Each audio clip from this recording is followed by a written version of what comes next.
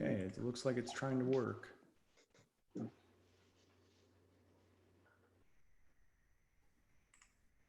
Next thing I'm going to get is a backdrop or something. Funny. Or do green screen.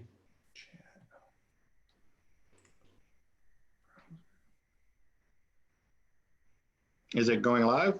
We'll see in just a second here. I don't know if you want to. Yeah, I just got a notification from YouTube.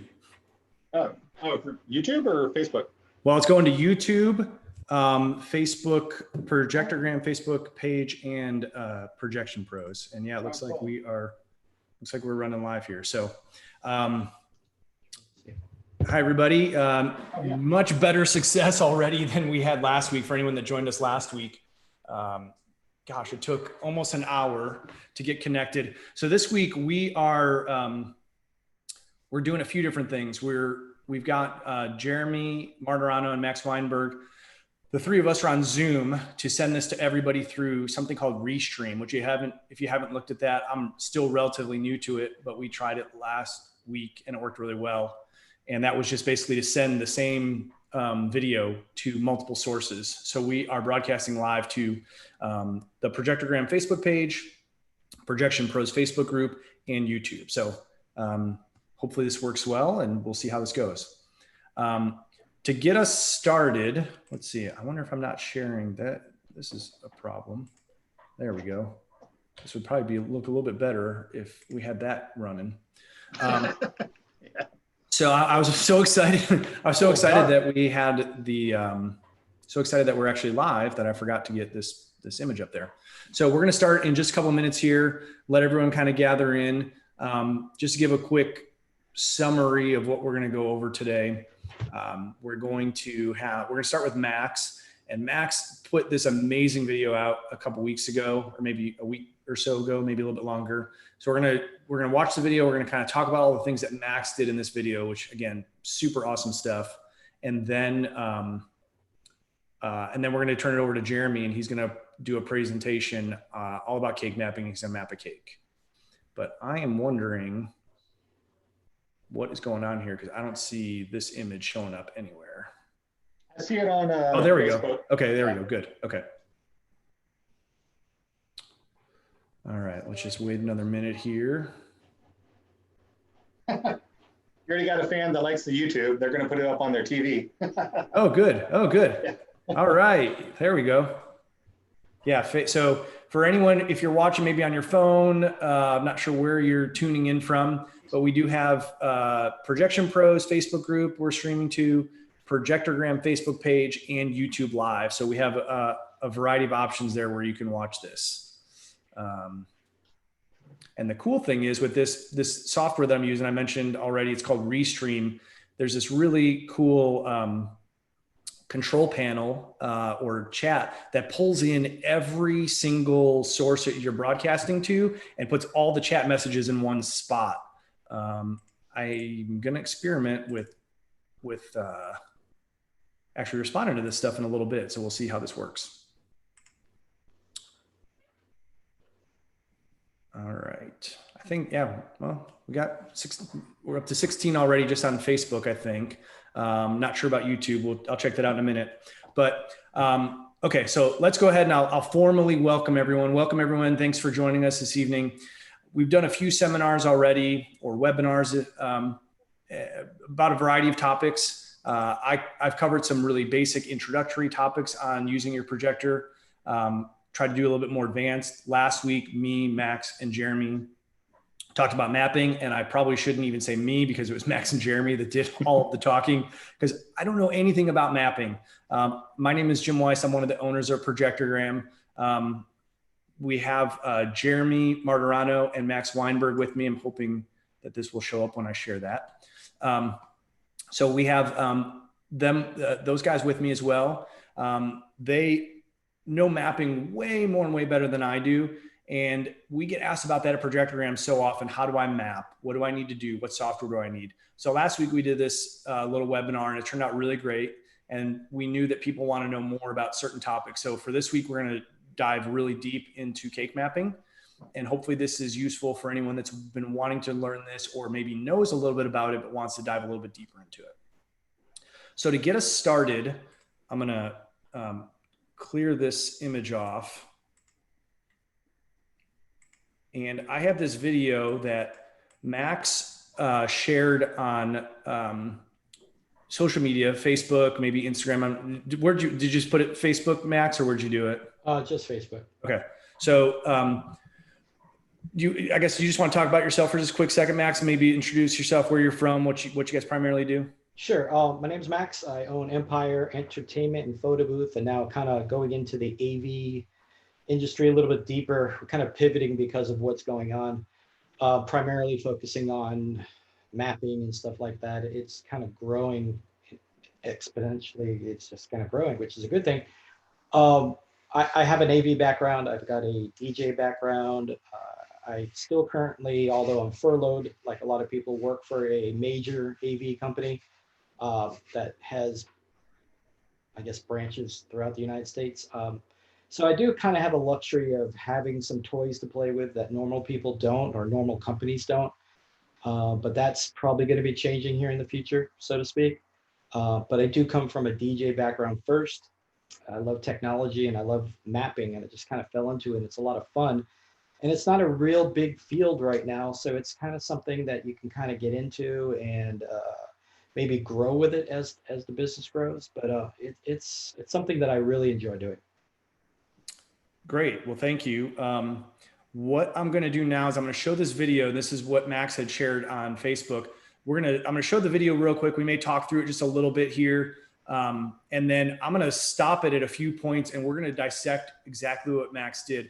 So just to summarize a little bit what we're going to be providing in the seminar, the first part, Max and I are going to dialogue and chat a little bit about this cake mapping video that he did. That not only the video itself is just going to be an awesome marketing tool for him and his company, but it just shows the power of mapping and what you can do.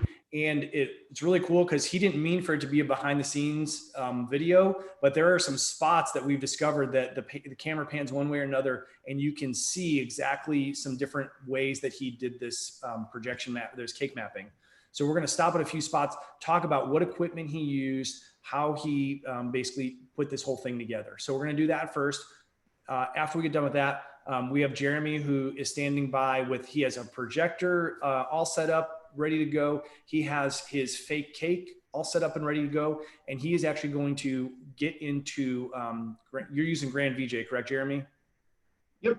Okay. So he's going to be using Grand VJ and he's going to actually show you how to map right here live on the spot. So I'm pretty excited about it. I've seen him do just a little bit of this. I haven't done this mapping stuff before. So for me, this is even pretty cool. So let's start with this video. I'm going to go ahead and fire this up. So this is the video that I mentioned.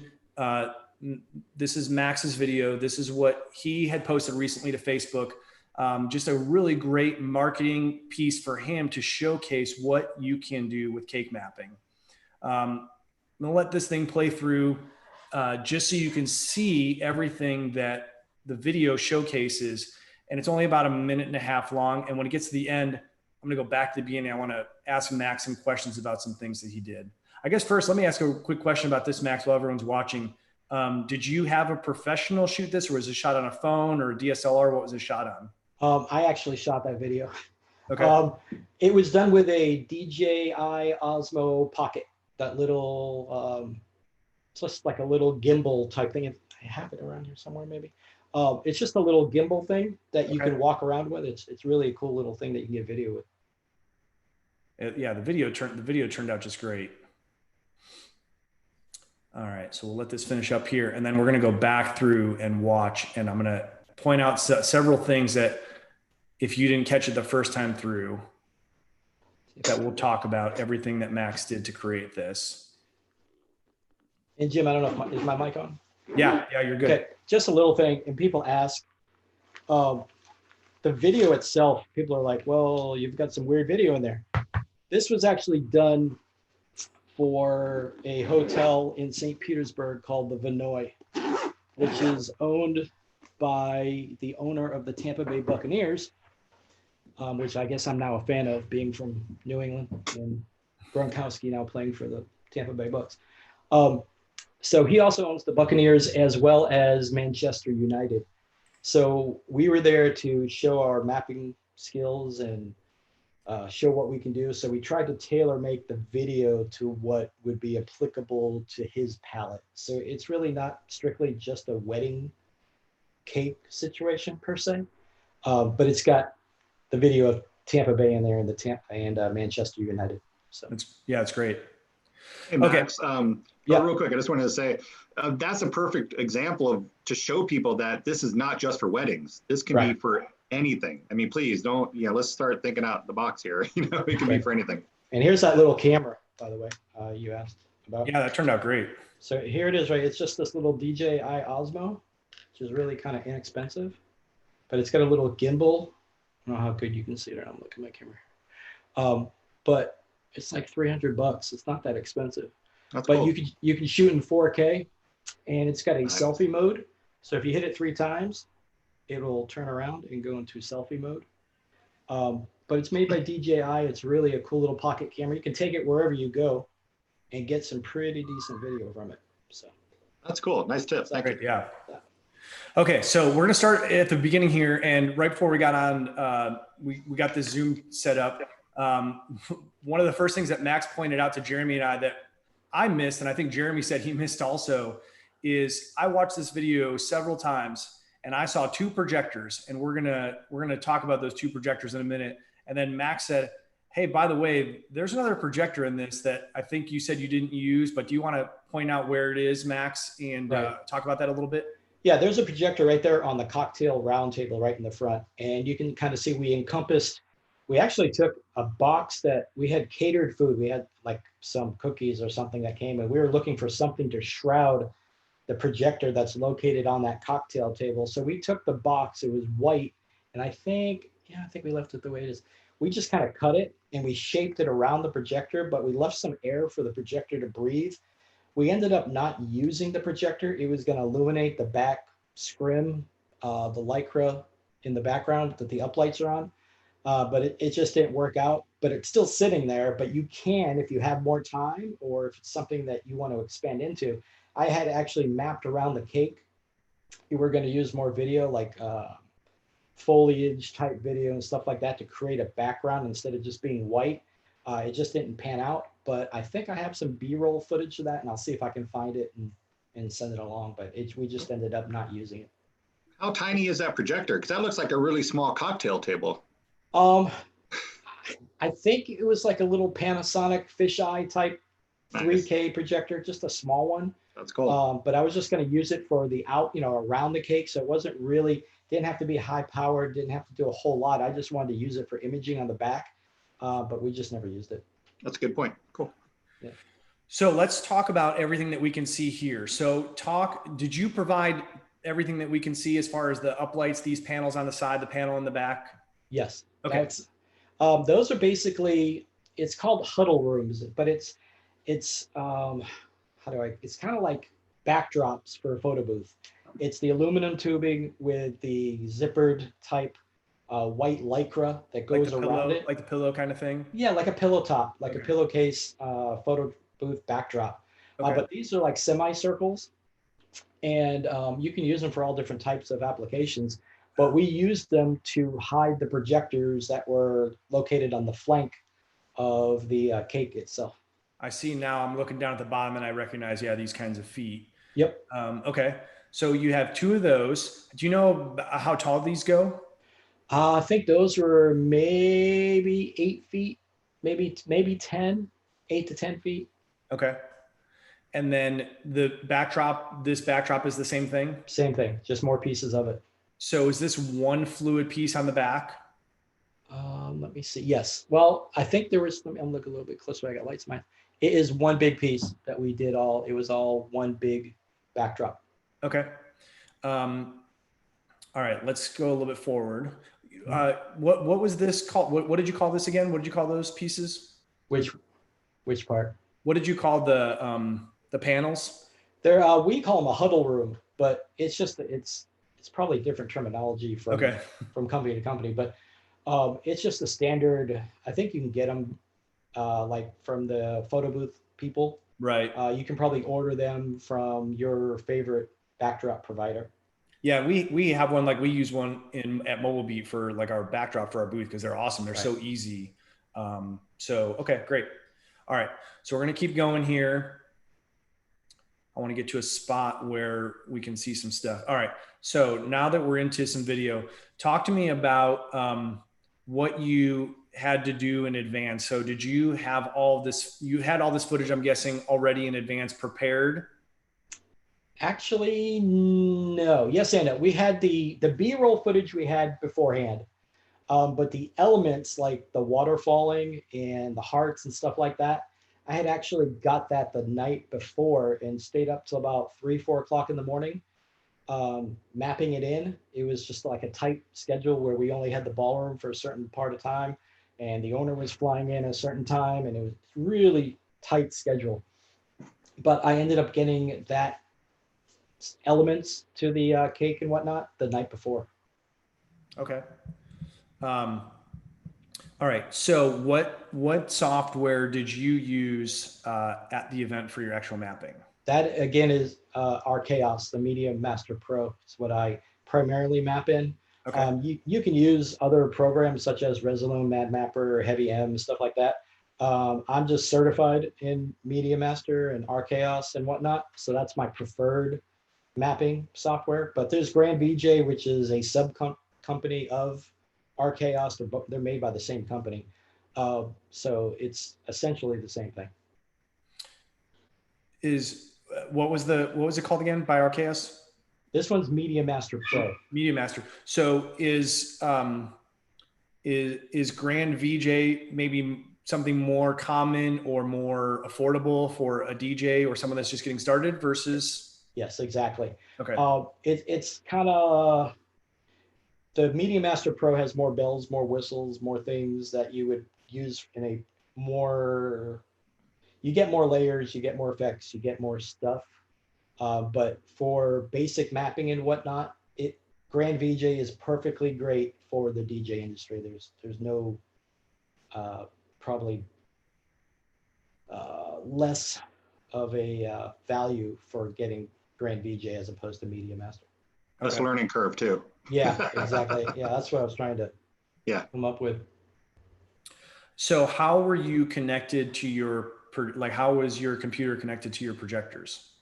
We had a video run through the back. I don't know if you can see it, but our tech table was set up right behind that big scrim, the 10-footer that's running from left to right, from stage right to stage left. We were set up right behind that major wall. So are you running, and we'll see here in a minute that you had projectors on either side, but were you running one line out from your computer to one line to each projector from the computer, or from like a switcher or something else from your computer? We were coming off my computer, then we had the signal split from a DA to the two projectors. Okay, got it. That's great. Yep. Okay, so now I'm going to let it go for just a minute here. Talk about this a little bit, and Jeremy's going to dive a little bit deeper into this when he gets into the cake and when he shows us that. But talk to us. Is this more complex to create this type of effect where you're going layer by layer and this cascading effect that looks really, really cool versus doing something that's just one design across the whole cake? All right, here's a little cheat hack. That video is pre-produced and you can buy it online. I don't want to take credit for things that I don't necessarily do, but if you search the internet hard enough, you can find elements such as that, and just purchase the element and then map it into your cake. The name of the company is called the Lime Art Group. They're based out of the UK. They are a mapping software company, or elements, or B-roll, or whatever you want to call it. But you can buy those specific and more. There's a bunch more. They're not super cheap, but there are a bunch more elements out there that you can purchase to make your show even more cool at a cost, but it'll make your life easier in the long run. Still a fraction of the cost of creating it. Correct. For sure.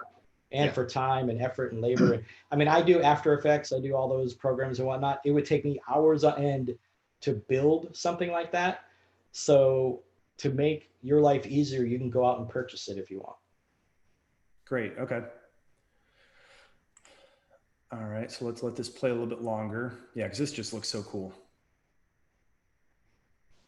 So now we're gonna get to a spot here where we're gonna see, you can kind of see it here down in the corner. If you look down in the bottom left-hand corner, I'm gonna let it play for just a little bit longer because I know there's a better spot coming up here in a second that's gonna show, there we go. Okay, so this is projector, we'll call this projector 1 over on the left. Number 1, we're using the exact same projector on both sides. Talk to us about what the projectors are on, and how you had those, basically everything involved with the projectors. Yep, those are the same projectors that I use to map with the hospitals. Those are the 6K NEC projectors. They're sitting on about a 10-foot truss. I can't remember if we use 8 foot or 10 foot, but I believe it's 10 foot, a 10-foot stick of truss. And we had the sock swarm, and we covered the trussing with the white stocking, the white socks, whatever you want to call it, whatever your company calls it. And we had the projectors sitting on top. Now it looks like they're not shooting at a straight angle because the cake is kind of kiltered, but that's one of the secrets. One of the things that I do is that you can turn the cake. It really doesn't change the value of the cake or the overall look of the cake. You're just kind of turning it so that it's more applicable to your projectors, because I'm shooting from a 45-degree angle onto the cake itself, and you really can't, tell the difference by, if you stand out in front of the cake, you're still going to get the same effect, but the cake is just turned for my purposes so that I have a flat surface to map on. Okay. What do you know the model of that Panasonic? I know you did it in your seminar last week, which for anyone who didn't see the seminar last week, that's on YouTube. You could just jump on our Projectorgram YouTube channel. You may even be watching this on our YouTube channel. Don't leave this. You can watch the other one later. We'll leave it up there forever. But, and that may have been in there, but do you know the model for the Panasonic? I don't, but I can have it by the end of the webinar that we're doing. Okay, cool. Yeah. When Jeremy takes over, we can jump in later and let people know what that one is. Okay, so let's keep going a little bit here. So again, we have projector number 1, as I'm calling it, over here on the left. And then we'll see here in a second, projector number 2 is over on the right. We talked about this a little bit before we got going on the Zoom, before we started streaming to everybody, but I told Max, I thought just the way that he's doing this is really pretty awesome. If you tuned in last week and saw Jeremy set up, that's a really great setup. And I think that's the more common way that we are doing cake mapping these days. And by we, I don't mean me specifically, but more DJs and lighting companies are doing cake mapping, is the way that Jeremy has done it. And I know some other people that do it that way. This is the first time I've seen someone do it the way that you've done it, Max, where instead of it being flying from underneath or elevated underneath and coming out in front of the cake, it's off to both sides. And it just looks so nice and neat and clean. And I've talked about this in my seminars last week. I love a Wizard of Oz effect. I love when you don't know where it's coming from. And to the average person who just sees all this, they may see those panels, but there's a good chance they have no idea the projectors are back there. They probably just think it's part of the stage or the scenery, if you will. So, okay. So here's projector number 2, right-hand side. Everything's, I'm guessing, identically the same projector, same truss. Did you talk about like what kind of trussing you're using, just in case people are curious? It's just an 8-foot stick of truss on a truss base. It's Okay. Standard heavy duty, like, okay. Yeah, like a heavy duty truss that we would fly projectors and lighting from. If you had to bring all of this to an event, can you get by with just like an SUV or a van, or is this something that you need a small box truck or a big cargo van for? A small box truck, more than likely. Well, you got the truss itself is 10 feet long. So depending on if you have several small pieces of truss that you're going to bolt together on site, which is going to take you more time to put together, then I suppose you could probably fit it in the back of an SUV.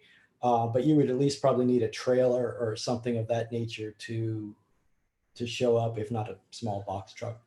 Okay. All right. Let this keep rolling here. Like Max pointed out earlier, if you weren't tuning in, you can see there's footage, there's stuff that looks like it's for a wedding. And then there's other content that looks like it could be for anything. And the cool thing too, what I like about this, and it's just a general thing for cake mapping, is that, you know, there's the bride's cake, there's the groom's cake. You can almost get a bride's cake and a groom's cake out of the one cake. I just, you know, you had the sports there for a little while. You can do the romantic thing for a little while.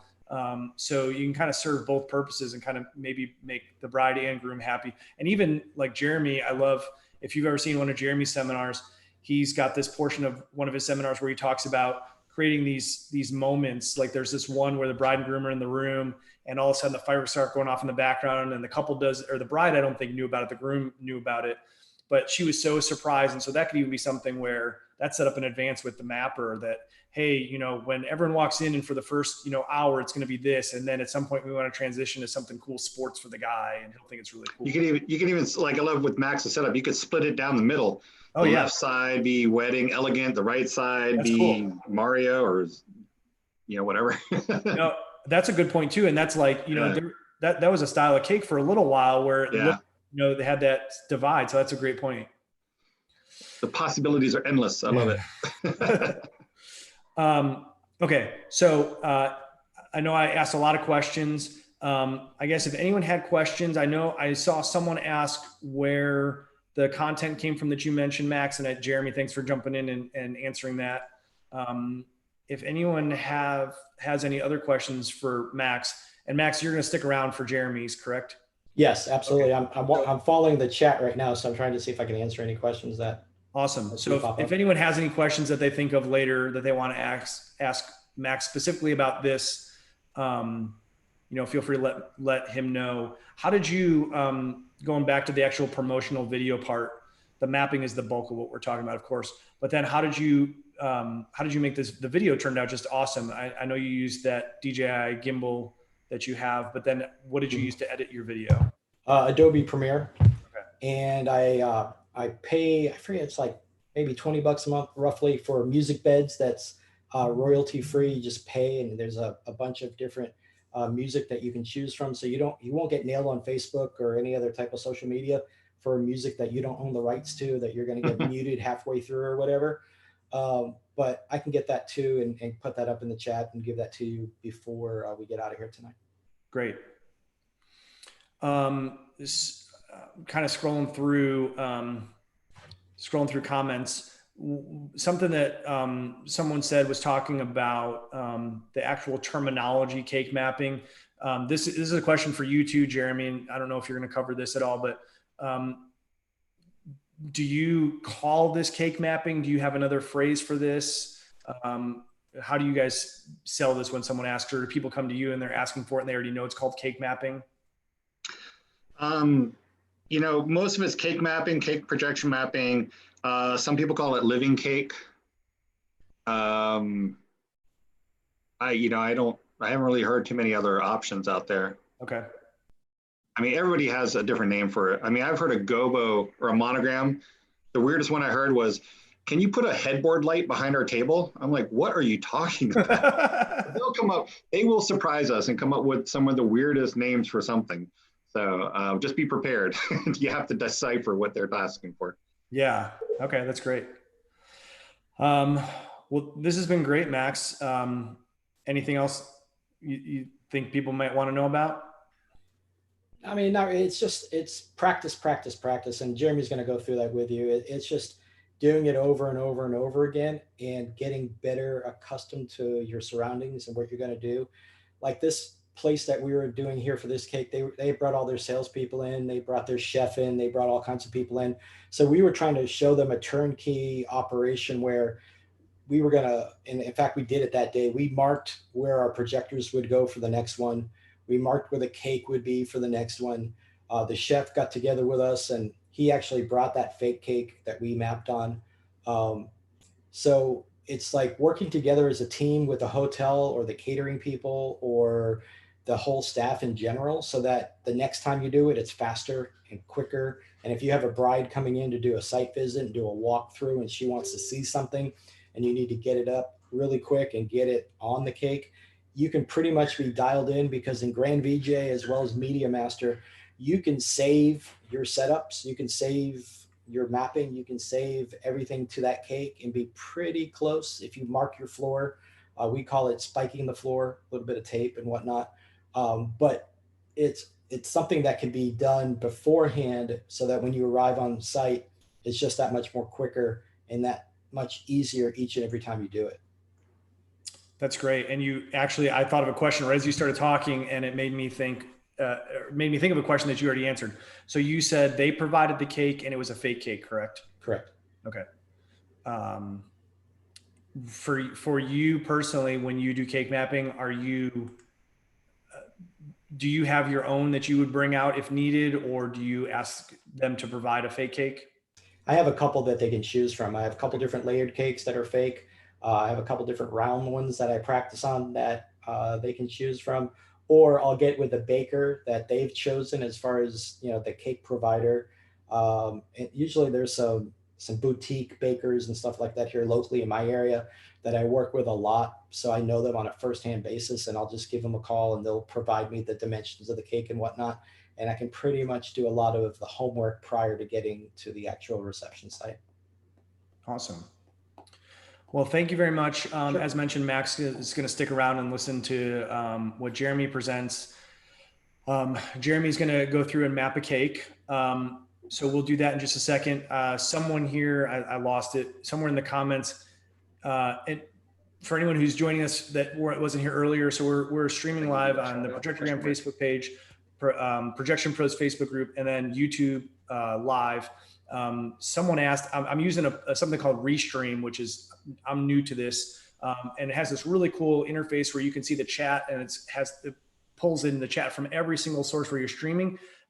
What's really nice about it is that it pulls it in, but it doesn't tell you people's names. It just says Facebook user, Facebook user, Facebook user. So some of these I can't really tell who's saying what, but someone asked what our YouTube channel is. If you just go to YouTube and type in Projectorgram and just make sure it's Projector and then Gram. Some people think it's Projectogram, and actually the name, we came up with the name basically because we were using a projector to make monograms, and we just put those two words together. So it's just Projectorgram. If you go to YouTube and type that in, it should hopefully come right up. Real quick, Max, one last couple questions since I've got this up and people are asking, is that on the fake cake, is there icing? Is that fondant, or is it just styrofoam? It's basically styrofoam painted white. Okay. So yeah, it's a flat. Now I know Jeremy has talked about using fake cakes that have, I guess, icing on it, Jeremy, or they're pretty much more realistic fake cakes. But this particular one, it was just a flat kind of boxy type fake cake that is plain Jane, so to speak. Okay. Well, thanks, Max. And this segues perfectly because Jeremy has a fake cake just a few feet away from him. So I'm going to turn it over to Jeremy now. I'm going to let Jeremy take over, share his screen. All right. Jeremy, I don't know if you want to say anything about yourself, introduce yourself at all. Yeah, sure. Well, Jeremy with Karma Event Productions here in Arizona. Thanks everybody for tuning in. This has been really awesome. I've actually wanted to do more of these videos so much. We've just been so busy, and well, now we have all the time, which is great. So, but you know, just like Max was saying, as far as the cake thing goes, all of the above, anything can go. It can be boxes, it can be fake cake, it can be styrofoam. So we have two cakes. We have our bigger cake, the one that we got made, what we saw in the other video, is bigger, and it was actually more of a plaster, like the cake maker kind of plastered it to make it really sharp edges. The one you're going to see today is our first cake that we had made, which was the styrofoam with fondant on it. It's smaller, so it was easier for me to bring here, but it doesn't have as sharp edges, but it looks more real. So honestly, and you can even do a real cake. So, you know, all the above really. So, all right, let's get started here. Before I do start, I do have to give this out, give a shout out to my friend Cooper Brown out in Utah. He sent me this photo. I don't know, can you guys see that? Let's see, where is that? So he is following along at home. He's got a cake ready and our chaos ready to go. So he's going to be following along at home. I love that. That's the dedication and passion right there. That's awesome. Great. Yeah. All righty. So let's go ahead and I think we're good. I'm going to share my screen. Oh, I've been disabled by the host. No, actually, can you enable me, Jim, please? It's not letting you? Nope, not yet. I wonder, let me try.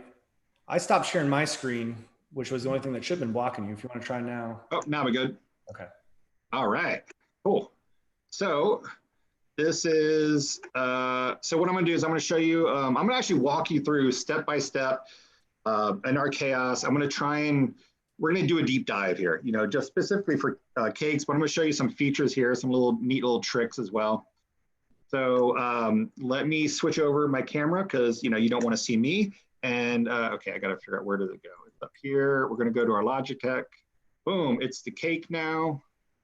At a good size, good angle on that. All right. Yeah. So, Jim, are you good to move us side by side? Yep. Yeah, you're side by side right now. I don't know if you can tell from your side, but yeah, you're side by side right now. Okay, cool, cool. My preview is about 30 seconds behind, so I'll take your word for it. All right, guys. So what we've got going on here is here's our chaos Grand VJ. Like Matt said, Media Master is a whole different beast. But this one is much easier and much more affordable, but they're all very powerful. They both use the same mapping engine. So a lot of the concepts we're talking about here, you can still apply to Media Master if you want to jump into that. So here, let me, so I just wanted to give you a quick preview. So you can see the cake there. This is, so here's the fake cake. So that's just a 3-tier fondant cake. You can see it's not really sharp edges. It's pretty old too, but it serves a purpose. So this is just a little preview right here. And then you can see when I bring the tiers or the whole cake down, I have some wedding video on the tiers. So this is typically how we do it, where we do either just visuals on the whole cake and we do videos like this on each tier and we combine them both. It's kind of hard to see, but you know, if I bring it down here, you can kind of see the layers in there. And let me make sure, because, oh yeah, I had my brightness all the way down to maybe help with the video. There we go. A little behind the scenes there. And actually, as you guys can see, the projector is right behind me. This is so DIY in my home office here. All right, so let's jump over to the mapping side of it. And as you can see here, so what I'm gonna do is I'm just gonna show you what the final product is gonna be, and then I'm gonna erase everything and start fresh. So you guys can just totally follow along. But you can see we have all of our surfaces here, which some are locked. Boom. So you have all the tier surfaces, and then we have the one big one right there. So let me go ahead and bring down the tiers so you can kind of see, you know, the cake there. And then if I bring down, where is it, that layer, go back to the cake, and that just gives you a little preview of, you can see all the surfaces there. All right, so nice, pretty done. I'm going to delete everything. So these are all my surfaces over here. And just say goodbye to everything. Goodbye. So this is basically what you guys would start off with, right? Just really basic. You are going to, I'm not going to get super, super basic into this, but I will talk my way through it so you guys can see. But when you have your projector here, you do have to make sure that the little radial button is launched or is activated here. Because if it's on your monitor, when you go full screen, it's gonna take over your laptop too. So you just want to make sure whatever projectors you're using are highlighted there. So first off, you just start with doing a surface. Let me go to a test image. So you can see I've got this surface right here, so it's not going to work. It's wrong angle. It's So what we're going to do is, let me move this over here so I can see. First thing you want to do, I'm going to build, let's build the tiers, right? Okay. So all of the different surfaces. First thing you have to do is, oh wait, let me highlight my mouse so you can spotlight that. Now we can see that. You have to come over here to the right where it says edit grid. You click that, now you actually have individual control of every corner. All right, so what we're going to do is I'm just going to visually, you know, and I'm sitting right here in front of the cake. I'm just going to draw this in and kind of match it up to where I need it. And And there you go. All right. So there, that's one done. Now we go back over here, hit another surface. You know, usually I'll resize it a little bit, kind of get it in position. And then I will edit the grid and, you know, just kind of line these things up. Now it's kind of cool. You have snapping that sometimes is a blessing, sometimes is a curse. Right now it's a blessing because it just helps me line up right next to that other one. And I'll come back and fine tune these things a little bit more. So Michael, I'm looking at some of the questions at the same time. Michael Gardner asks, do you have to have the mapper open, Grand VJ open first? Yes, you need to start with Grand VJ first, because if you open the mapper before Grand VJ, it will not connect to that software. So, but it's an easy fix. You just shut down mapper and relaunch Grand VJ first. The cool thing is when you shut down mapper, it will save everything you've done. So, you know, it's all there in the history. So let's see. I'm going to do another layer here. So what we're going to do is we're going to end up with 6 layers, I think, of tiers. There we go. And edit that grid again. Let's see, is there anything else here? Yeah, I'm going to get to the individual points on the full cake surface. This is just my little way of getting a big impact on a little area. And I'm going to come back and touch these up in a second because there's a lot of touch up to do here. Well, not a whole lot, honestly. You'll see this is all done pretty quickly. All right, so we'll take this one, kind of go over there. This one we'll bring down to here. And again, this is, all I'm doing is just grabbing the 4 corners, lining them up to where I think the corners of the cake are, or the different surfaces. You could actually have one surface, here I'll show you, this is kind of cool. You could have one surface go across the whole, each tier, but then what happens is when you play video across it, it really distorts it. So really this is just kind of playing into a projector's natural projection state of projecting onto a flat surface, right? You know, that's where we're just kind of cheating the system here a little bit. All right, boom. So we basically have a cake map, you know, for each of the tiers. So what I did, just to back it up too, when I went over here to sources, you can choose different sources as your test, your mapping, you know, surface. That way you're not mapping with the video, you know, from Grand VJ. You can load in your own images. Honestly, these were great. I love the, you know, the test cards for the most part. Those were great, or just that image. But then if I go back to Grand VJ, now, actually, here, you should start to see, yeah, so you can start to see the images coming through, you know, on that surface there. So obviously, I have to do a little bit more backend, but I just want to show you. So right there, we've already got a little image on the cake. Let me back out of that real quick for a second. Come back here. Let's go back to our test cards. All right, so I'm going to come back to questions in a minute. So right now, I want to zoom in and fix all these. You know, it's kind of interesting too. You're going to end up with some really weird looking images in your mapper mode because you're coming at different angles. Like I'm actually coming pretty straight head on, just a little bit up. Normally I'd be really high up coming down at a sharp angle. So this would even look really a lot more distorted perspective wise.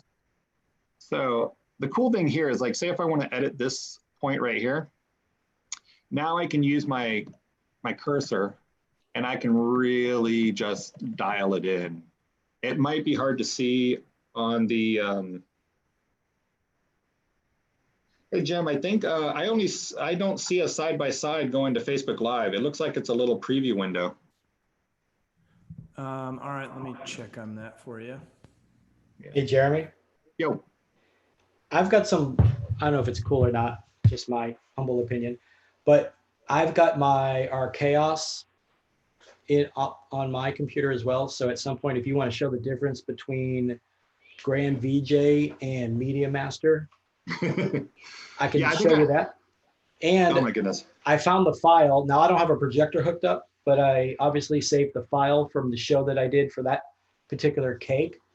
But I can show you all the different layers that I have That'd be saved cool. Yeah. in my file. It won't You know, be I think that'd be great for a, you know, I think Jim, we're gonna decide for you right now, right? We're doing a whole series of projection stuff, you know, Projectorgram sponsored Sure. videos. Yep.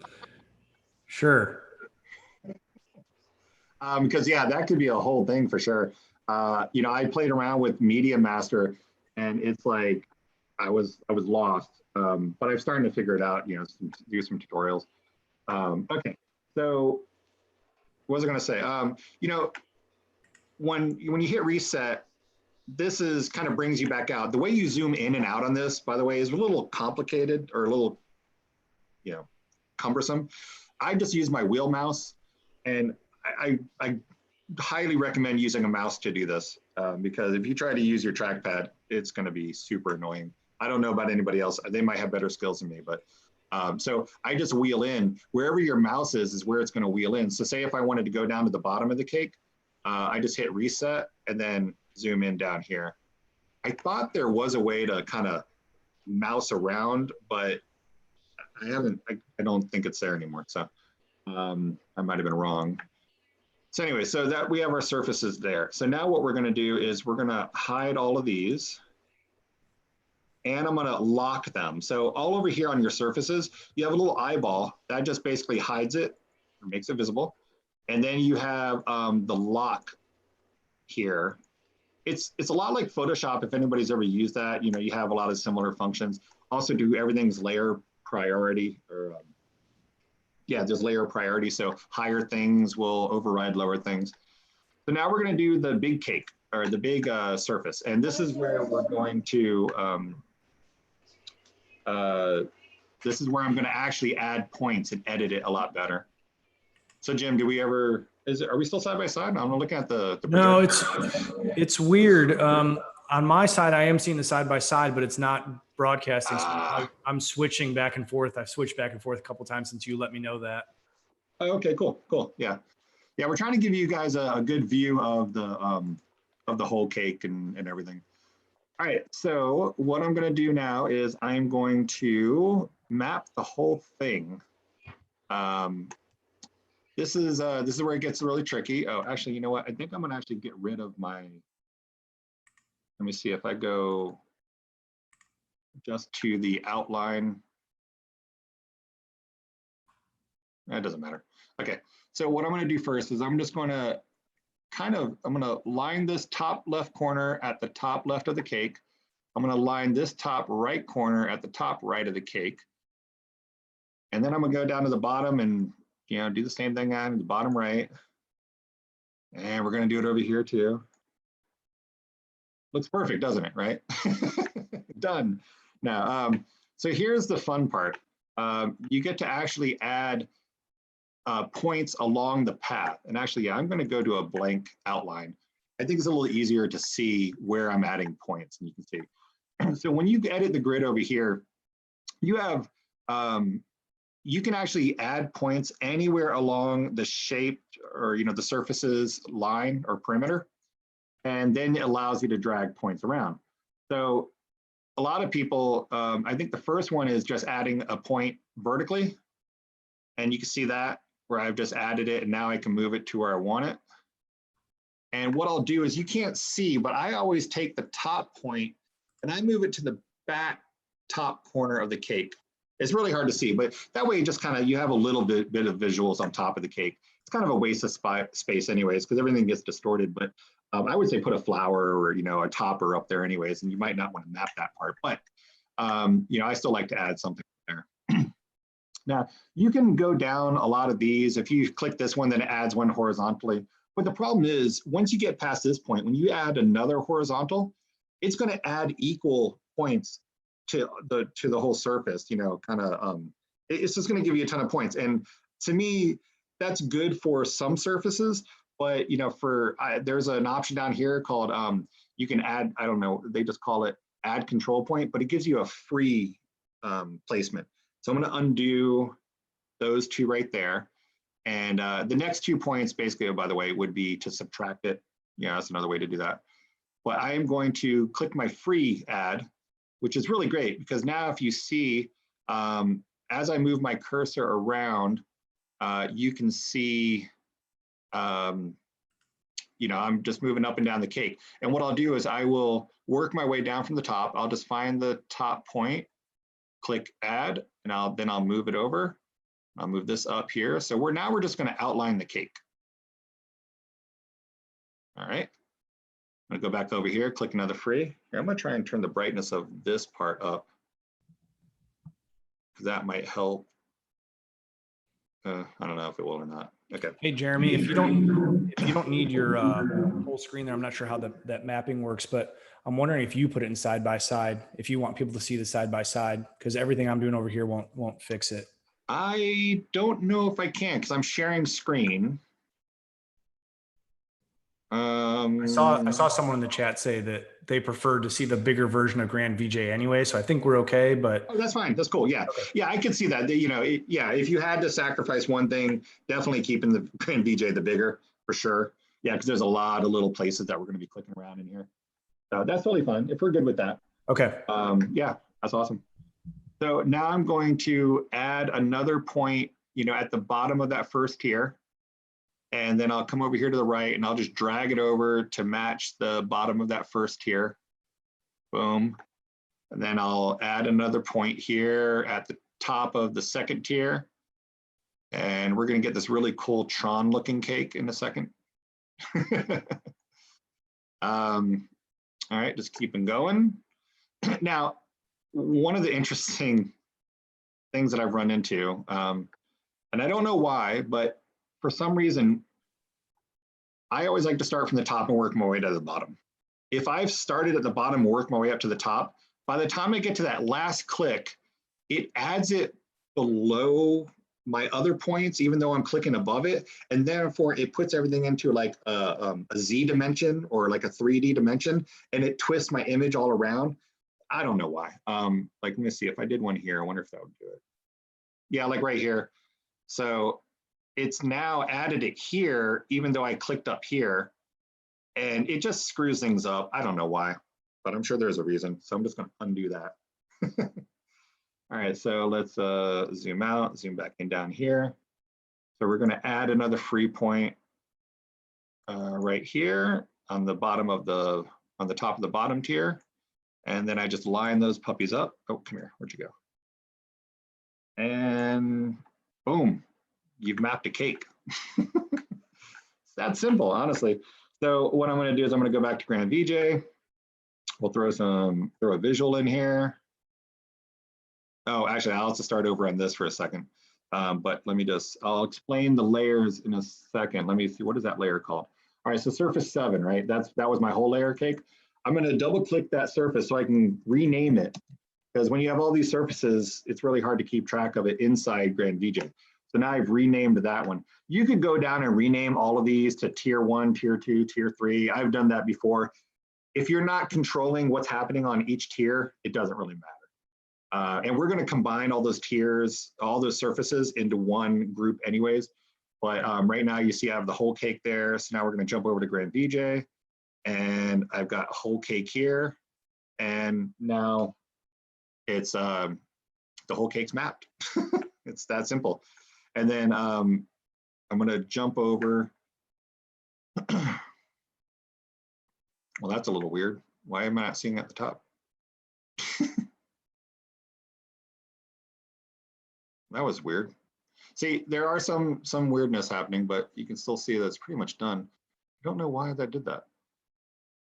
Oh, wait, I don't think I added my point in there. Ah, screw it. That's fine. We'll come back to that and take a look at that. But now, if you can see if you can't really see it in the camera, but right now I have a whole bunch of red lines on my projection. That's because I have that surface selected. So if I click off of that, those red lines disappear. And also too, right now I have, if I take away all of the cake, it might be hard to see, but I've got all these outlines. There's a bunch of white lines on my cake, and I've actually done entire events. This is just your wireframe, but there's a little option up here, the third button over that says display surface information's on full screen.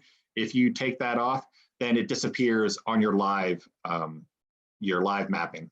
That is there just for calibration and setup. It is quite common to leave that on by accident, and halfway through a gig, you're like, why does it say surface right in the middle of my video? So don't fret about it. Nobody really notices, but you know, that's just where it is. Also too, there is a surface selection flash button up here. So like right now, when I select all these surfaces, nothing happens. And again, this is good for just mapping, but when you're in a live event, you might want to turn this off, because if you come over here to make an adjustment during the event, as soon as I click this, you can see it on the live camera, the layer will flash. It's kind of annoying. You definitely, if you're trying to make adjustments, just go ahead and turn that off. But it's good when you're mapping, because you're like, what surface am I on? Especially when they're all named surface. Okay, so, hey, Max, is there anything in the mapping that I might have missed right now that I want to, just in the mapping part, you think? Your audio is not on. My daughter was in here, so I wanted to mute my. That's okay. mic I mean, there's a whole bunch more we could talk about, but just real quick, is there anything basic that people might want to know?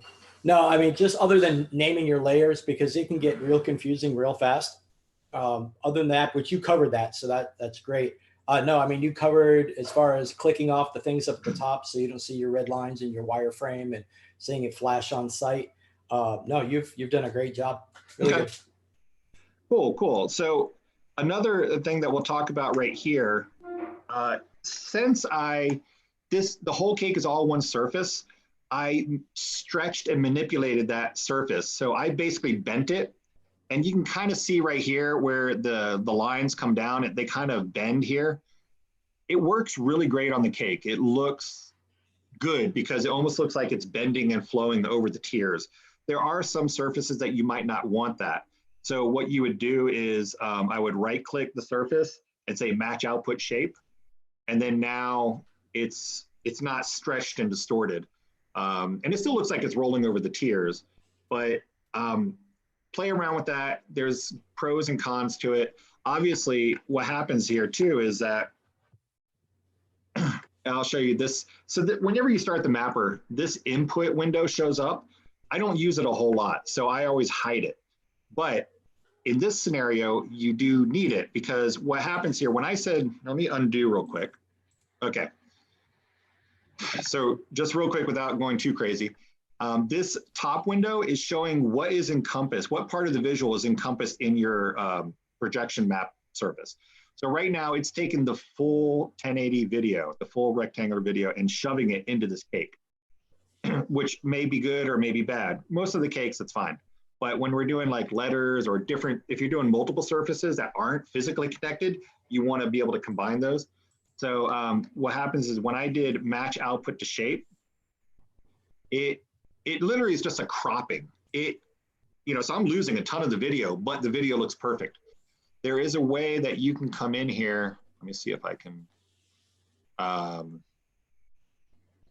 So if I take, I think this one here now, if I take my bounding box and then stretch it out to fit more of the video is now inside the cake. It's still not going to be perfect, because unless I take these points and stretch it out, it's not going to encompass it. But then you get back into warping the video. So I just wanted to explain that to you guys really quickly. You might see some artifacts or distortions of the video that will pop up. This is how you fix that. It's still kind of complicated, but there is an option to fix it. I just wanted to kind of explain that to you. So I'm going to undo everything I just did. Oh, I see what's going on here now, though. Wait, bring my bounding box, though. Ah, okay, see, I told you I'd find it. Remember how, and I don't know why this did this, but for some reason my top tier has no video on it, even though I've drawn the box. Let me get a little bit. Even though I've drawn the box around it, to fit it. And if I look up here in my input shape, there's a whole part of my box that has no video in it. So if you just grab that and pull it down, you see it actually brings the video into my shape. Just another weirdness to chalk up to software, right? I mean, I don't know. I'm sure there is a reason for it, but there's a lot of things that happen that you just stumble upon and you figure out how to fix it. All right. Okay, so now we're going to jump over to Grand VJ, and I'm going to show you how to combine all these tiers and how to control them over there. Okay, I was just seeing if there's any other questions about that. All right, so I'm going to delete all of this over here. Like, I guess real quick, as far as, and if anybody doesn't know about our chaos, over on the left, you have your file browser.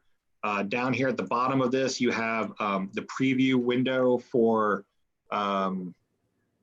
whatever you're looking at in your file browser. And then in the middle here is your, what they call the matrix. These are all the cells that hold all your videos, but you can always just drag and drop from your file browser directly into the layers. But it's always awesome to have them in your, in your matrix. And then you have different banks and matrices. Here are all of your control settings for, let me get rid of that, for your layers and your cells. There's a tricky thing. I guess real quick, I'll just say, if this color is brown, wait, where did my annotate go? There we go. If this color is brown, then you are manipulating the attributes of the layer. If it is, oh, come on, click. My annotate doesn't like to do that. If you are, wait, is it brown or is it blue? Did I get that backwards?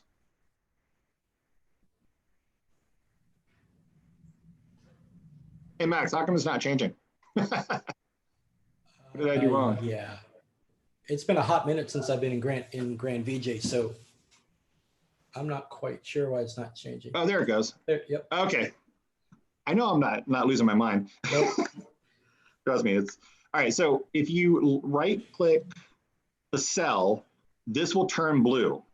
Then you're manipulating the attributes for that cell. If you right-click it and it turns brown, or if you click on a layer and that becomes brown, that means you're controlling the attributes of just that layer. There's some reasons for that, and I'll just wanted to let you know. I don't know, we can talk about that more later. All right, so and then over here you have your preview window, and then you have your layers. So I'm just going to kill everything. What you have here at the top is your mixer output, right? So this is where you get to choose what surface you want to throw a visual on.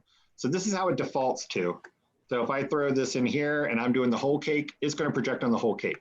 If I just change this to one of the tiers, oh, okay, I got to go back here and see. Troubleshooting live will show you how to fix problems because nothing happened. I knew something was wrong. So when I went back here to Video Mapper, all of my tiers had been hidden. I closed their eyes. They put them to sleep. So we're going to wake them back up. And then we're going to jump back over here. So now you see when I choose a different surface, that video is going to jump around to those respective surfaces of the tiers. Pretty basic, right? So first thing we want to do, we'll just take an example right here. I want to combine all of those tiers into one surface because there's no way you could put all the videos on all 6 surfaces individually like here. I mean, there is a way, but it's stupid. So what we're going to do is you click this button over here to the right of the mixer, and that you see right there, it says a little pencil. It says edit the mixer. Then now in the center window, you have different options. So there's for transitions, because you do have an A/B fader up here, which I'm not even going to talk about, but that's what that option is here. But you want to click on output. And when you go to output, you can, you basically want to create a group. So you click edit output groups, and here you see all of your surfaces, and you're going to click new, and we're going to call it tiers.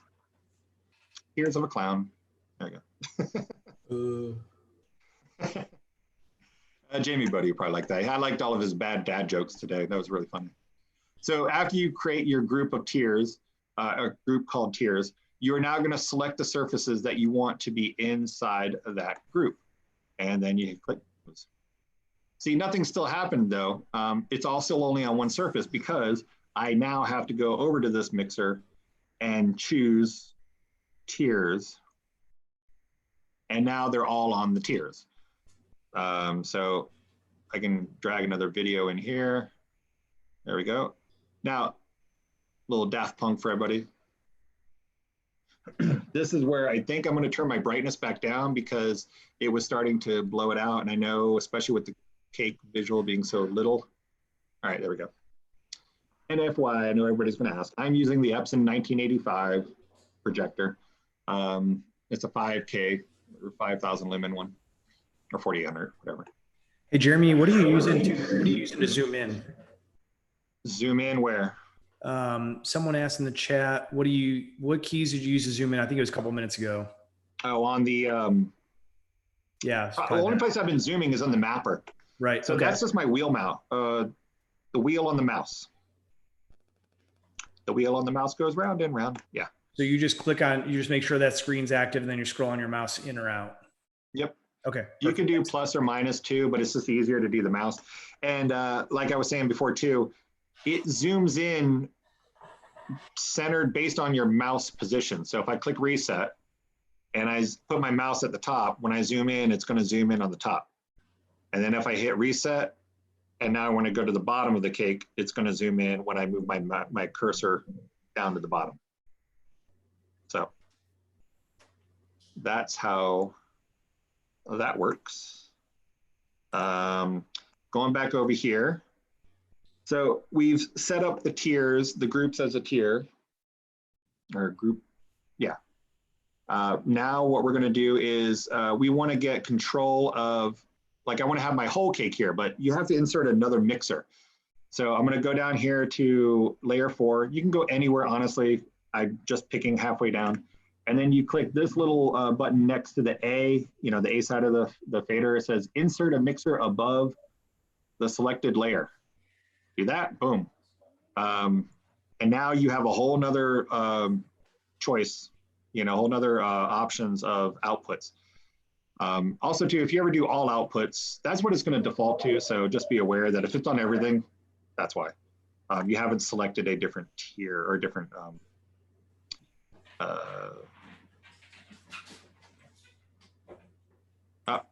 yep, cool. Now I get to show you what layer priority means inside the mapper mode.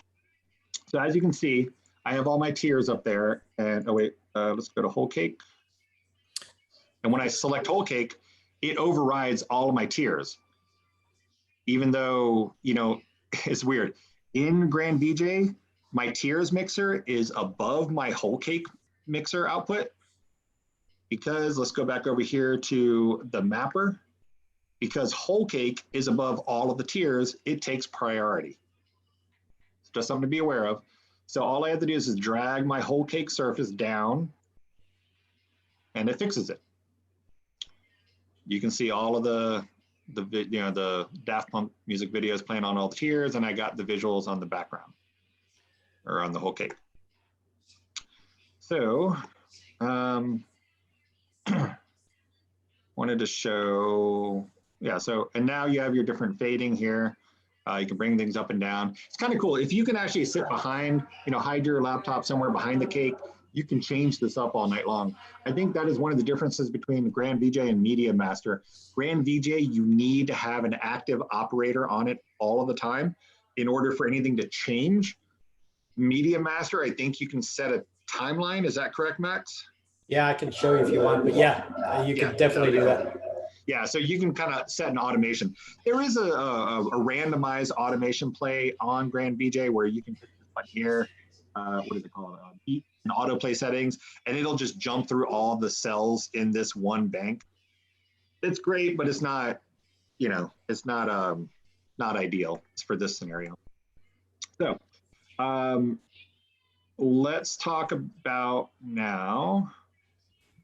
Jeremy, can you show, someone asked about the different tiers. Are you able to quickly show, like, let me go back to this question. Lauren said, with tiers, can you have tier 1 have one video and tier 3 have a different video and then something different in the middle. So something, Yep.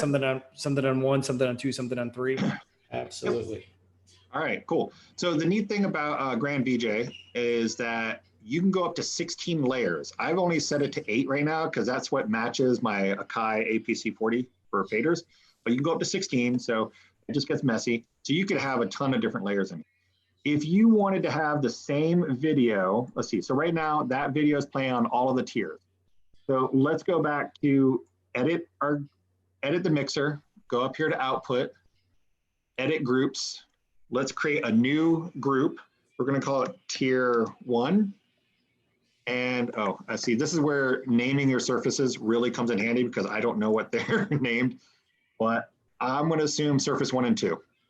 You know, so let's just say surface 1 and 2, and we're going to close it. And then now we're going to go up here and call it tier 1, and it's just on the top of the cake. So what you're going to do then is go right below it to layer 7. Insert another mixer. Let's edit that group again.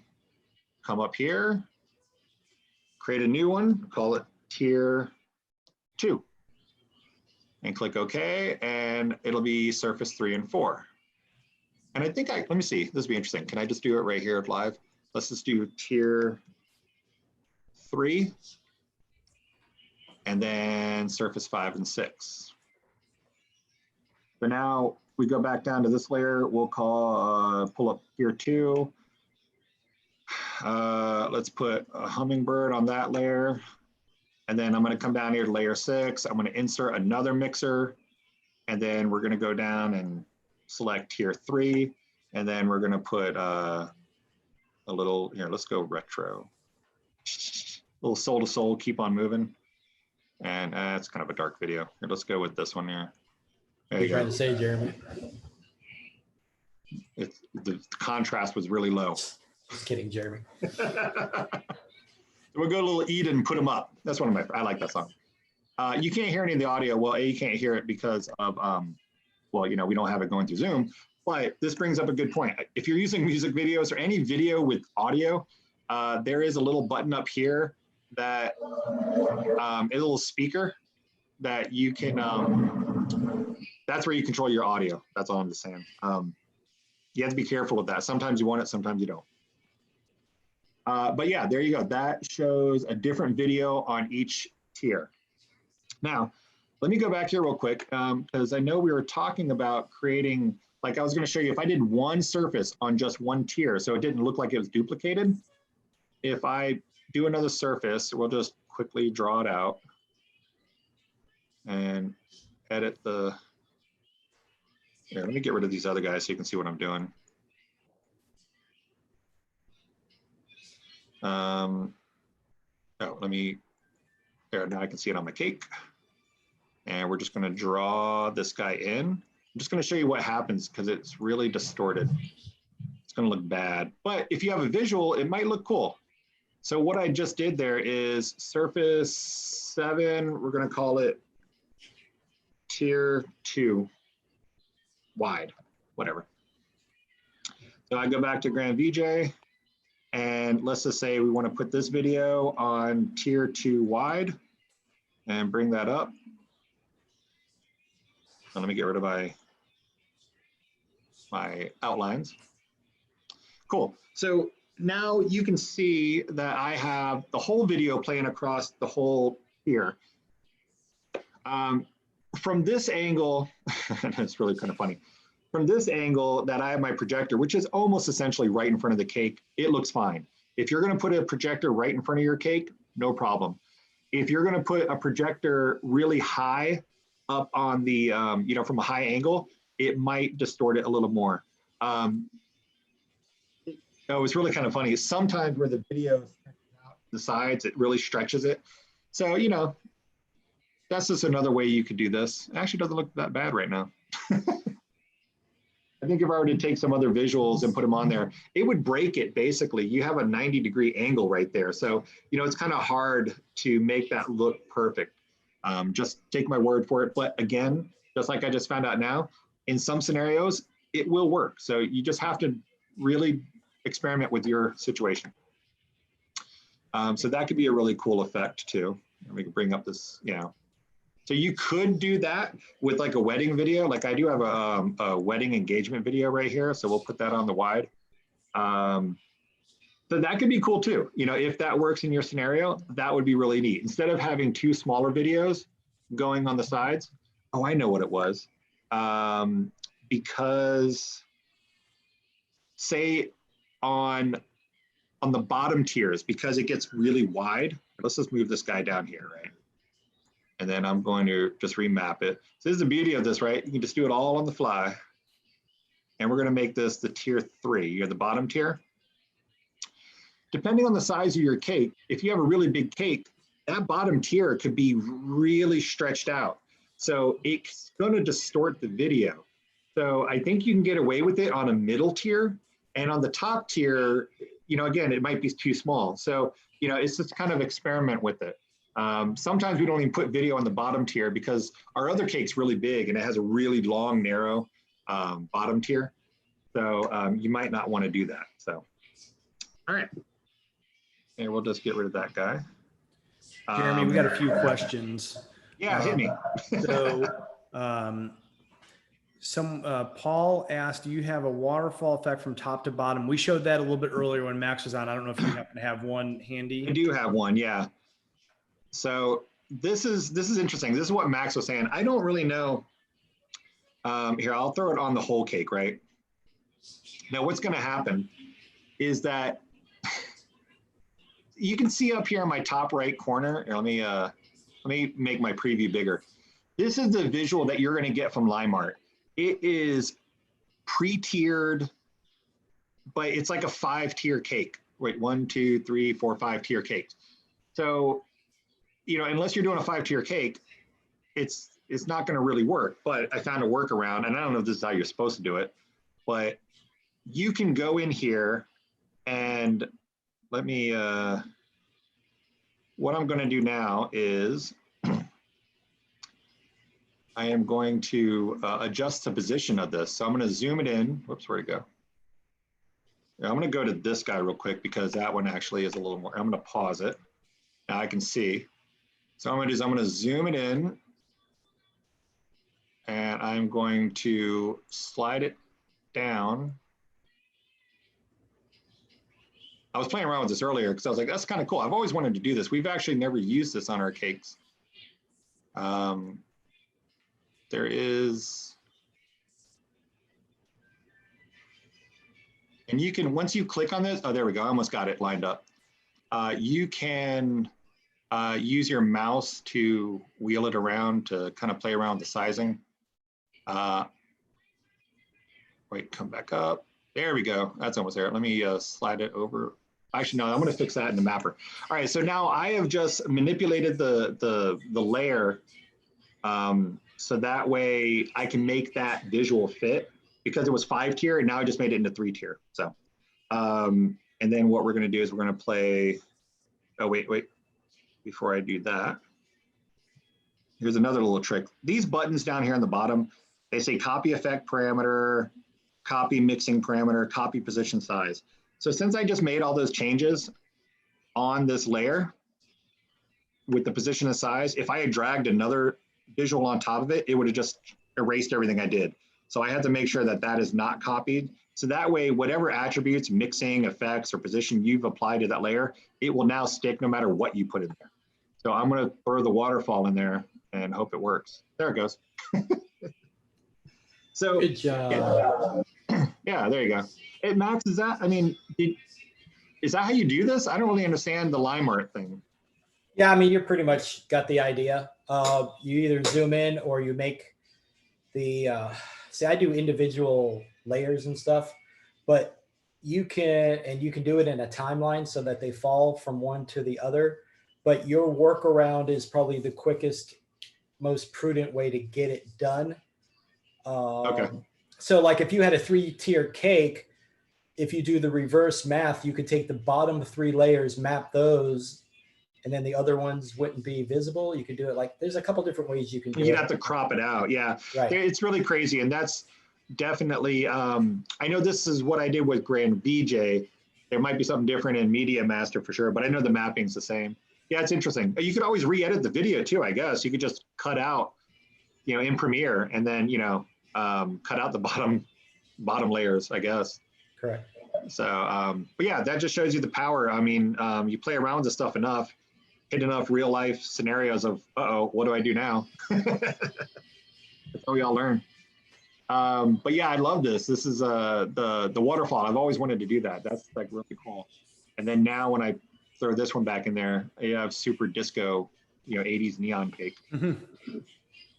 What are the other ones over here? Another question, Jeremy. Yeah. So Lance asked, so this can just be like solid color or stills on the individual panels or tiers. Basically, he's just asking, he just wants clarification on this can be used for anything. You don't have to use this just for a cake. You use this for a wall, for an Oh my object. goodness, yeah. Oh yeah, that is one thing I love about our Chaos. I'm sure Media Master as well, but Grand VJ, any RKS product, you can use it. You don't even have to use it as a mapping software. I mean, that's just the extension. The XT is the mapping. So if you do buy this, make sure, and you want to use it for mapping, make sure you buy Grand VJ XT, not just Grand VJ. So, but we use this software. We'll hook it up to a TV. We'll do club visuals during a mitzvah. We'll do club visuals in a nightclub. And then, you can hook it up into a wall, you can projection map. You can, even if you have a flat surface, you can still use the mapper side of it and still create funny shapes on a wall. So that way you can make it look different than just a big rectangle up there. You can put somebody's logo in there. So yeah, there's a ton of stuff you can do with this. We've even used it for like a video server for like corporate events. It depends, like to play somebody's video while they're walking up or play a different name animation because we were mapping it. So there's a lot of different things you can use it for. Yeah, I remember when you helped us out when you were working the Projectorgram booth with us 2 years ago at Mobile Beat. Oh yeah. I'm pretty sure you used this, and you just had a whole bunch of different animated monograms down at the bottom. And so for like anyone that wants to use this at a bridal show or a wedding open house or something like that, it's a quick way that you can bounce between different designs and showcase your work very quickly. Yeah, and I'll give props to Arnaldo Offerman, who had the idea. That's where I kind of got the idea for the Projectorgram booth.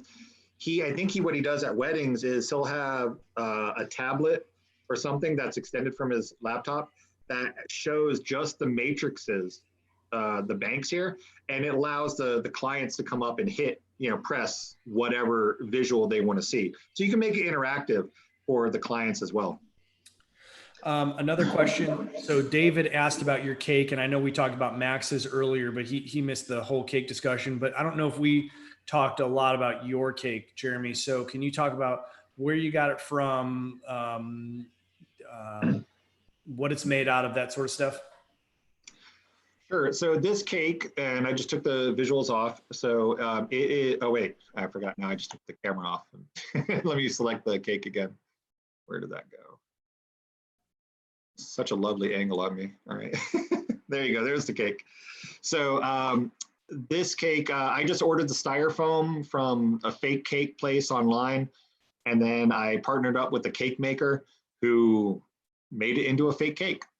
Honestly, the styrofoam is really cheap. You're going to pay probably about 2 or 3 times the cost of the styrofoam just in shipping because they're big styrofoam pieces. It's really silly. But unless you live close to a place. But we just partnered up with the cake maker. They made it look like a real cake. We have another cake that we had made after this one because we wanted it to be bigger. And also I wanted the edges to be a lot sharper. So that cake maker actually just used more of a plaster surface, or a drywall plaster. It looks like a cake, but then again, at the same time, it doesn't. It looks fake. It doesn't look like a real fondant cake. So, but I like it better because I can make those visuals look really, really sharp. Like I think, let's see, where is,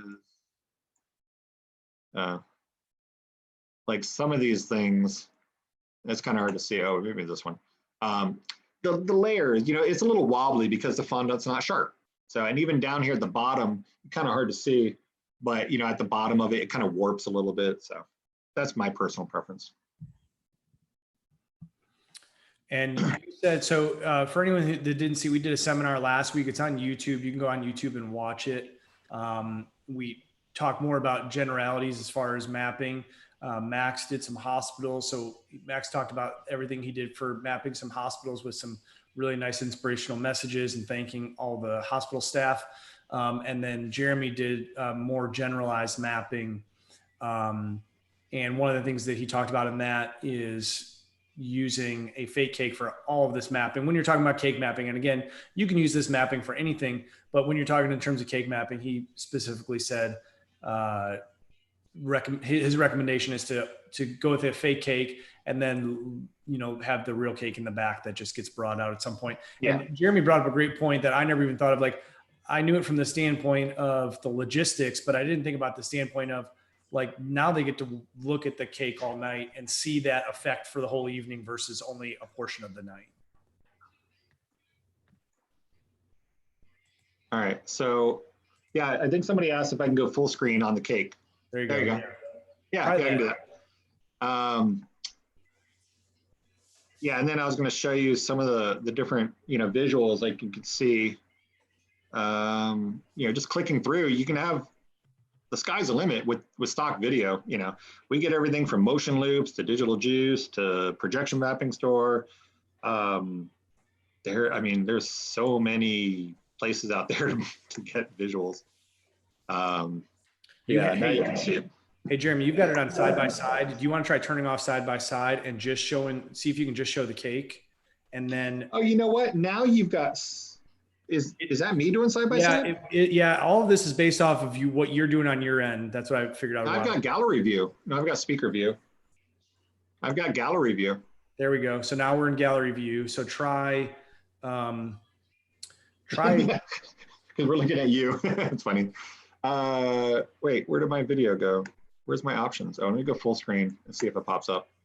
There's an option if you go to gallery view, and if you click on yourself and say spotlight video, it should make it so that that's the only thing that shows. Well, that's one way. Wait, did I do that?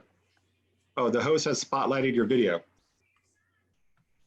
So let's see if that does it for people. I'm going to give it a second to refresh. Unfortunately, we can't tell.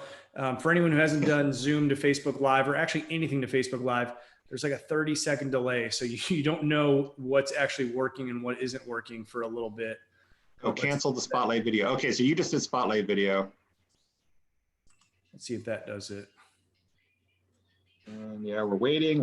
No, that's so weird because normally there was a drop down where I could do side by side and all that, but I don't even see that now. So when you're in full screen, I don't know if it lets you do it, but you went all the way up to the top, right? Yeah, I know it's weird because we were just playing around with that earlier, and why is it not doing it now? Enter full screen. Yeah, now you're. It looks like we're stuck in the gallery mode. Yeah, you're still in gallery. Let me go. That's full screen.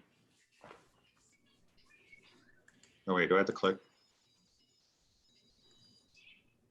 Stop my video, rename, cancel the spotlight video. Oh, interesting. Weird. I cancel the spotlight video just to see if I get my video up. Oops, wait, I stopped my whole video. That's so weird, yeah. So as far as video content, David asked about video content. If you make your own or if you get it from somewhere. Max, I think, posted a link to it earlier. Where did you say, Max? It's called the Lime Art Group, and I believe it's in the chat. If you scroll through it, the name of the group is the Lime Art Group, but there's actually a website. Let me scroll back through. It's in the thread. Let me go there. Yeah, video full screen. Oh. Video mapping store. Oh yeah, video yeah, mapping dot yeah. store. Yeah, video mapping. Yeah, video mapping store. Yeah, yeah. There's a ton of stuff there. That's the way everybody cheats. Not cheats. It's using resources. It's not cheating at all. Yeah, making good. Well, yeah, make good use of your time. It's kind of. I mean, it's basically the service.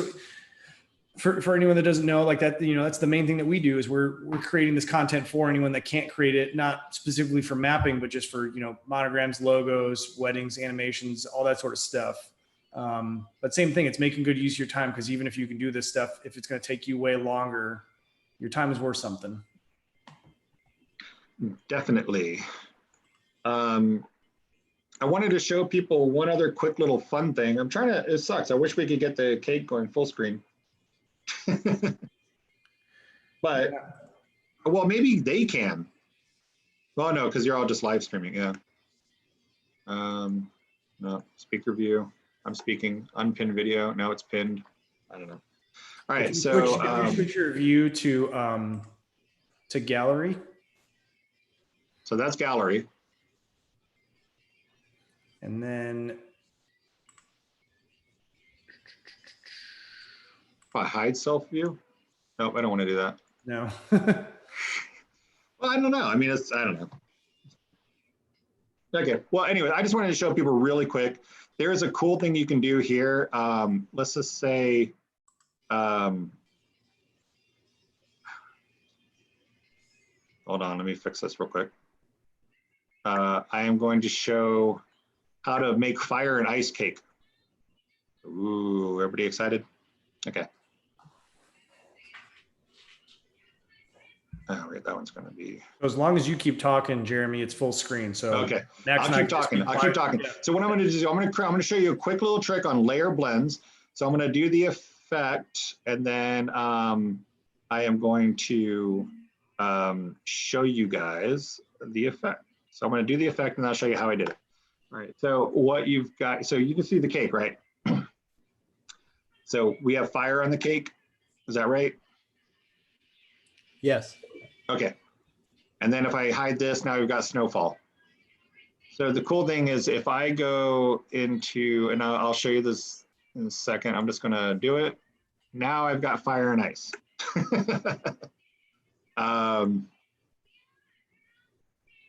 we're gonna hide that again, boom. It's a really cool effect here, and then I'll make that fire a little bit bigger or zoom it out a little bit. I don't know why, but everybody loves to see a wedding cake on fire. It's really cool. So I'm going to show you how I did that. So I'm going to go back to sharing my screen. And this is the other power of our chaos in general. I mean, Media Master and Grand VJ. You have a lot of what they call layer blends, blend modes. It's a mixing mode up here. So if I spotlight my mouse. So I'm back in here in the full screen, right? You can see in the middle here when you click mixing. So I've got this layer of fire, and right now it's solid black, fire. But then if you click this mask mode, luminance rejection masking mode, what it does is it knocks out all the black. It's like a chroma key or a luma key. It knocks out all the black, so all the color comes through.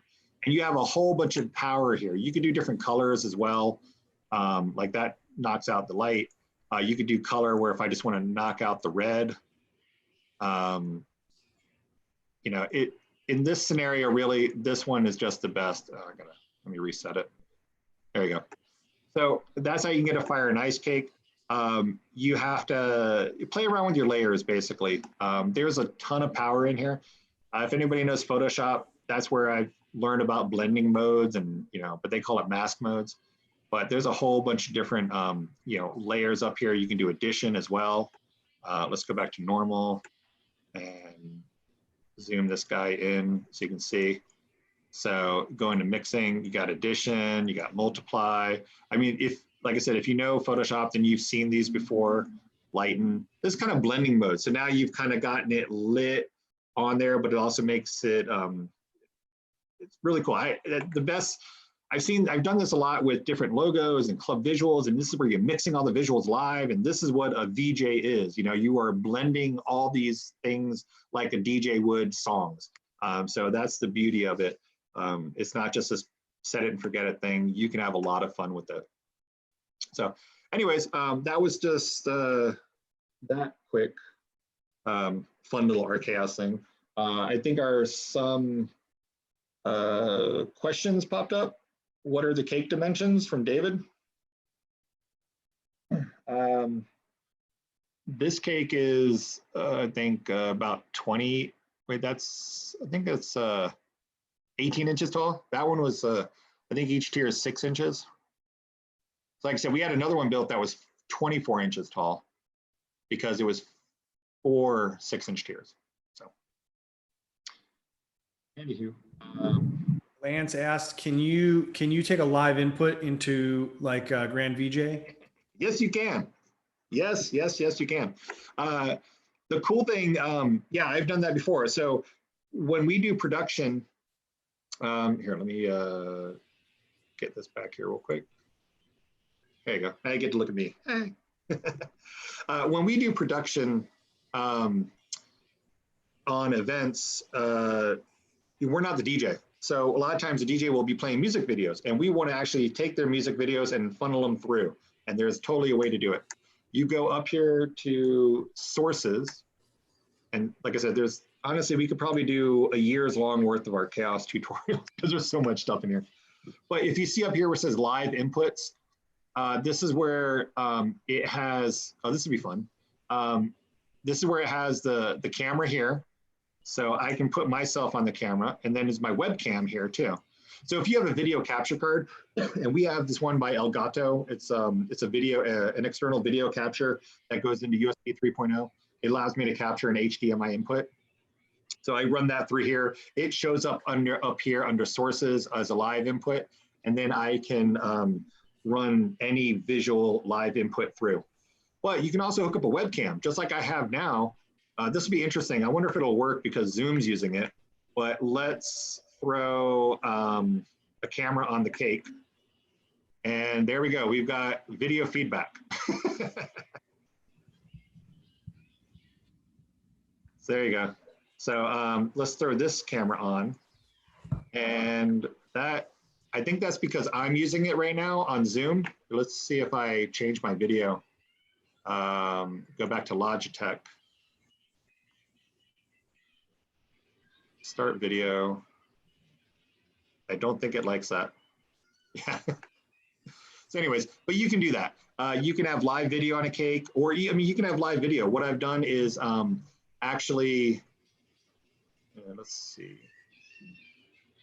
Let's kill all that because it does not like that. There we go. Now we're back. I've used a live, just a webcam. I've attached to my computer, pointed at the dance floor. Everybody's dancing. They see themselves on the TVs. They go crazy. Very simple. Yep. What else we got? This is great. I think we've covered everything. Someone asked again, so I'm looking at Restream for anyone that hasn't used it. They've got this cool chat interface where you can see all the chat, but you can't see oftentimes who asked. But someone asked, how are you selling to clients? Is this just people are seeing this? Yeah, I see that. That's Jonathan Mack in the Projection Bros group. How am I selling this to clients? Well, which part? You know, there's so much. As far as cakes go, I'll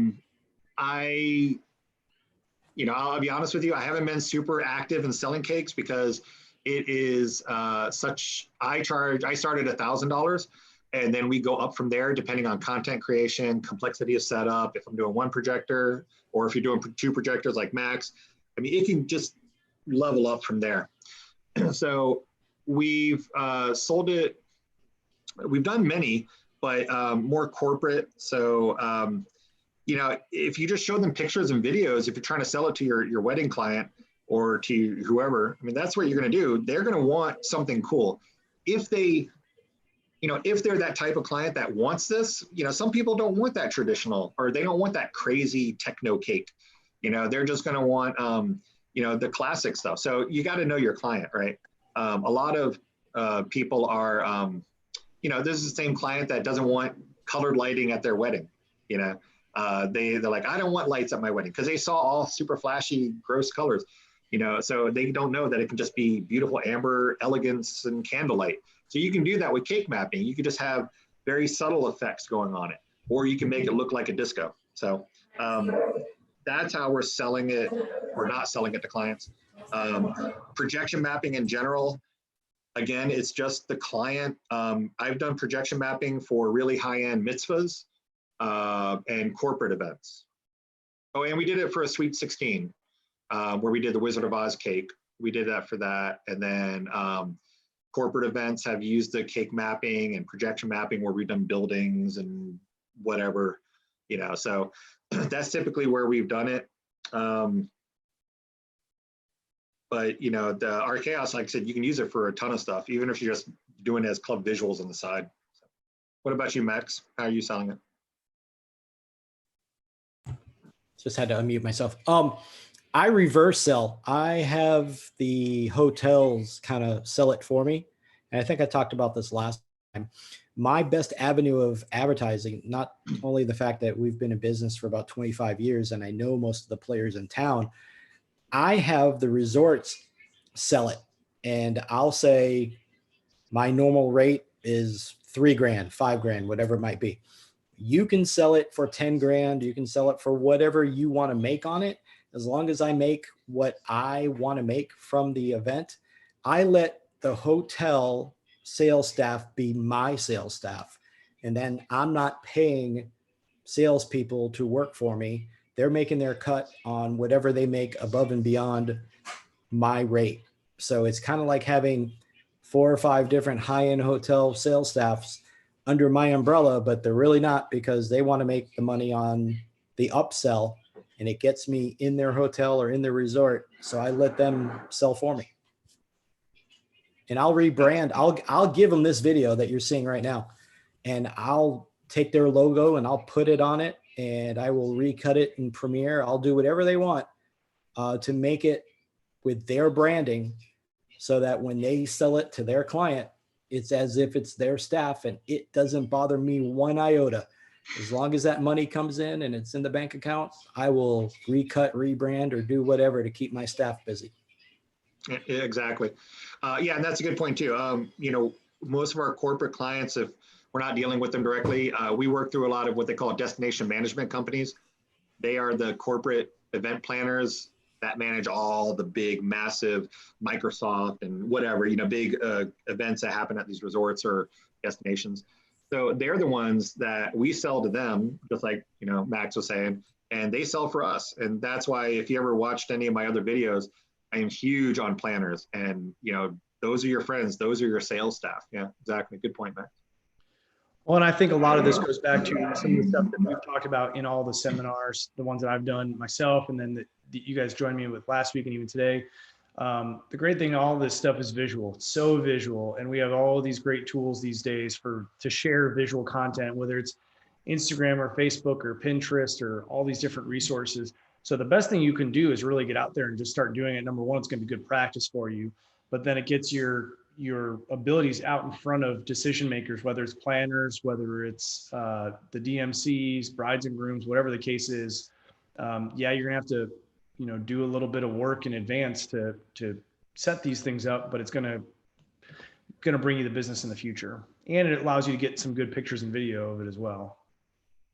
Exactly. Like I said last week too, we did the majority of the cake mapping that we did early on was all at wedding expos, and, you know, we would do it at networking events just to get that exposure. And even though we've probably sold it maybe half a dozen times, I haven't really actively pushed it. As I said, it's a lot of work and a lot of people don't want to pay for it. But, you know, the other times that we've done it, I mean, we were the first to the market to do it. And everybody was like, oh my goodness, Karma can do anything. You know, they were like, that's amazing. So the industry recognition exposure that it got us was worth far more than actually selling it a few times. So Great. Well, I'm gonna wrap this up because we're way longer than I expected, but in a good way, because I think that you guys gave so much good content, and I learned a bunch, and I was trying to bounce around monitoring all the chat and everything. So I'm gonna go back and watch this, and I like, when I'm working, I like to have something in the background, whether it's music or something that I can learn from, TV, whatever. So this is something I'm going to fire up later and rewatch, and we'll have it up on YouTube for anyone that wants to rewatch this. And Jeremy and Max have volunteered us for more of these. And I'm happy to do them. So hopefully everyone's learning from these. And the great thing is Max showed Cooper very early on. It was hands-on for him, which I think is really cool. So you can even fire this thing back up again, this video from us on YouTube, and do like Cooper did, and do it. Set up your stuff, follow along with Jeremy, and watch what he did, and hopefully it helps you. That'd be cool. Hey, Max's daughter. Thanks, Max. Thanks, Jeremy. Thank you. Yeah, I was going to say, people message us. Let us know what you want to see. I was thinking it'd be cool. It says my projector here, like I said, the cake's right there. If I just turn it around, I map that wall behind me. Maybe we could do that. Or if you want to see how to stack projectors, I think that would be a good one, Max. Show how to stack projectors, how to do multi-projector blending. There's a whole bunch of stuff we can do. I have to find out if I have enough room to do that here in this. I have to. Well, I can do it here with my baby Epsons, compared to what you have for sure. Mm-hmm. That thing makes me look. That thing makes. I like your co-host there. Yeah, there we go. She's been good the whole time, so I promised her at the end she could come in and say hello. Hello, what's her name? Her name is Juliana. Hi, Juliana. Everybody say hi to Juliana. We're on my second camera. The first one died. So. Hi, Jim. Well, got it. Thanks, everyone, for joining us. Thanks for watching. Thanks, Max and Jeremy. And hopefully we'll be back very soon with some more. Sounds good. Bye, guys. Bye.